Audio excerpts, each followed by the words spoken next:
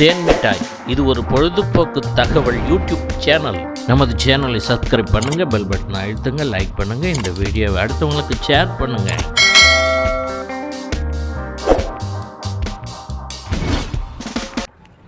வணக்கம். இன்றைய கருத்துச் சோலையிலே கோபம் மனிதனை எந்த அளவுக்கு பாதிக்கிறது என்பதைத்தான் நாம் பார்க்க போகிறோம். கோபத்திற்கு மனித குலத்தையே அழிக்கும் சக்தி உண்டு என்று மகான்கள், மகரிஷிகள், அறிஞர்கள், ஏன் விஞ்ஞானம் கூட சொல்கிறது. கோபம் வரும்போது நம்முடைய உடம்பிலே பல ரியாக்ஷன் ஏற்படுகிறது. எதையுமே சிந்திக்க முடியாது. எப்படி?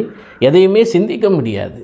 அந்த அளவுக்கு அந்த கோபம் வந்தால் நாம் எதை ஒன்று நினச்சி கோபப்பட்டோமோ அது மேலேயே போர்ஸாக நம்முடைய நினைப்பெல்லாம் போயிடும். அப்போ என்ன ஆகும்? மற்றதை பற்றி எதை நல்லது கெட்டதை பற்றி நாம் சிந்திக்கவே முடியாமல் போயிடும்.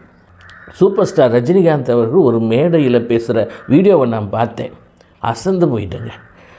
கோபம் ஏற்பட்டால் நமக்கு ஆயுசு கம்மி, கோபத்தால் ஏற்படுற வார்த்தைக்கு ஆயுசு ஜாஸ்திங்க அப்படின்னு சூப்பர் ஸ்டார் ரஜினிகாந்த் அவர்கள் சொன்ன ஒரு கருத்து எந்த அளவுக்கு உண்மை பாருங்கள்.